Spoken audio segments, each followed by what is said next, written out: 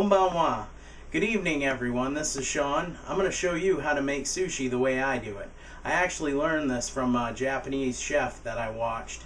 And a friend of mine who's Japanese told me that I make it very well, that I do go to great extents to make sushi. I love Japan, I love Japanese culture, I love Japanese food, and I really hope to visit there someday. That is one of my life dreams, one of my life goals to do that, is to be able to go to Japan one day. So I got my kimono on. Now let's go make some sushi. The sushi we're going to make is a simple vegetarian wrap that I do. I really enjoy this recipe, it's good, and I hope you enjoy it too. So let's go make some sushi. Okay, these are all the essentials you'll need. We have the wasabi, we have the ginger. In the mason jar is what is called kombu. Next to that is the nori, which is the seaweed, the dried seaweed. Next to that is the short grain sushi rice. You really have to use short grain sushi rice. That is very important to use. The rice is pretty much the most important part of your sushi. If you don't make your rice right, you'll ruin the whole sushi. So we have the bamboo mat. You'll need that. I got a very sharp knife. I have a bamboo cutting board. You need a good cutting board. Here I have some fat-free cream cheese. Here I have cucumber, carrot, and behind that's a stem of the broccoli. I use that to make the vegetarian sushi instead of throwing away. Most people throw it away, and I use it for the sushi. So I have a nice little platter here to put the sushi on. You need to use rice vinegar. We're going to use salt. We're going to use sugar, and you'll need a measuring cup and a strainer. Alright, so we're going to take 2 cups of the short grain sushi rice. Do not use any other rice. You have to use short grain sushi rice. I cannot stress that enough. So we're going to take that. We're going to pour it in the strainer. That's 2 cups.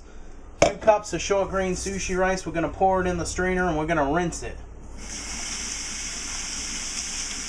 We're going to rinse it really good with warm water. And what you're doing is you're rinsing the starch off. If you look at the water, you can see the white coming out of it. So you want to rinse that off pretty good. Okay, and after that you want to take a boiling pot here. And we're going to take the rice and we're going to dump it in the boiling pot. And we're going to take that and fill it with water. You're going to fill it with water about that high. So that it can soak. And we're going to let that soak for about 20 minutes. And then we'll come back. Make sure you let it soak 20 minutes. Okay, so our rice is soaking here in the back. Now what we're going to do is we're going to make the vinegar mix for it. The word sushi actually means it's sour. A lot of people think it means raw fish, or they associate it with raw fish, but it actually means it's sour. Sashimi is raw fish, and there's different categories, like maki is a different type of sushi. There's different types of sushis, but the word sushi itself means it's sour, and what we're going to do is make the vinegar mix for the sushi. This here is a seaweed. It's called kombu, and it's used for seasoning, and we're going to cut about a piece about that size. And it's folded over a bit there, so we're going to throw that in. Then what we're going to throw in is about 6 tablespoons, almost a 1/4 cup of water. Then you're going to take your rice vinegar. You have to use rice vinegar, don't use anything else. And we're going to add about the same amount.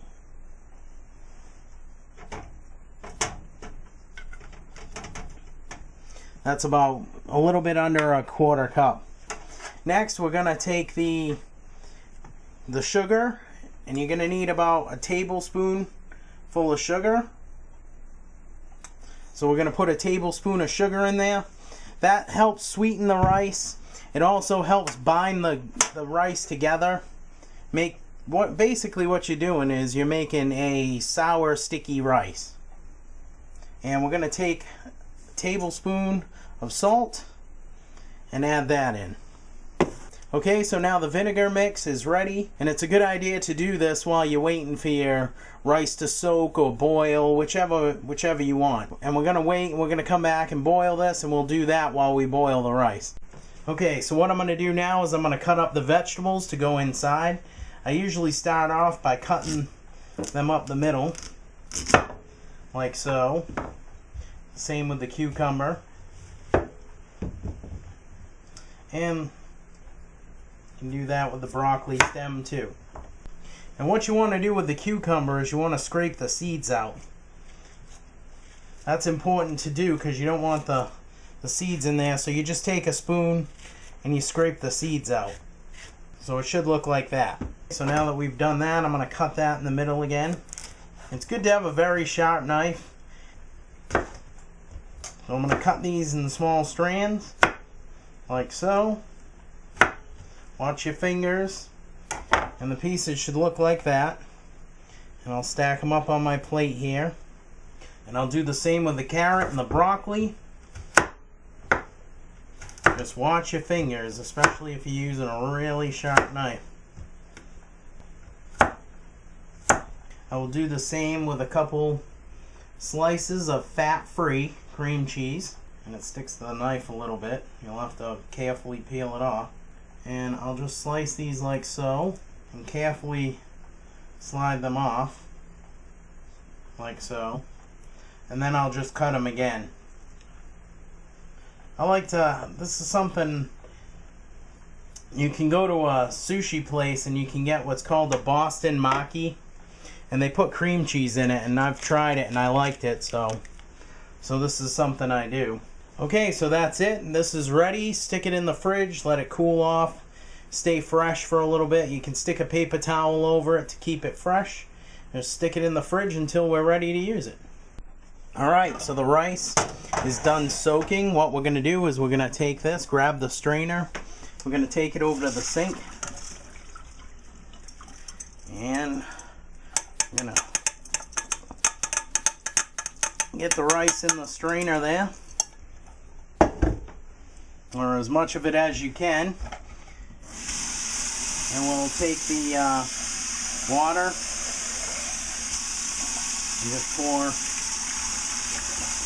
it on the rice again to get some of that excess rice out. There we go. And now we're going to rinse it again. After you're done soaking it, you rinse it again. You try and get it so the water is clear. Okay, so the water you can see underneath is coming out clear. What you're doing is you're washing all the starches off the rice, and we're going to dump it back in the pot. Get it all in there. Then we're going to take it.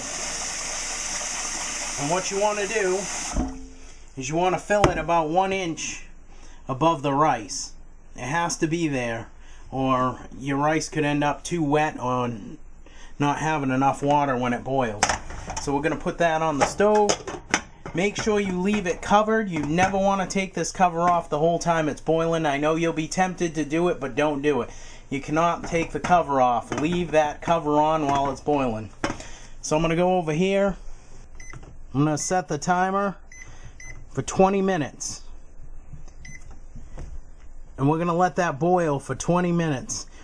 Okay, so as soon as it starts boiling, just bring it down to about there.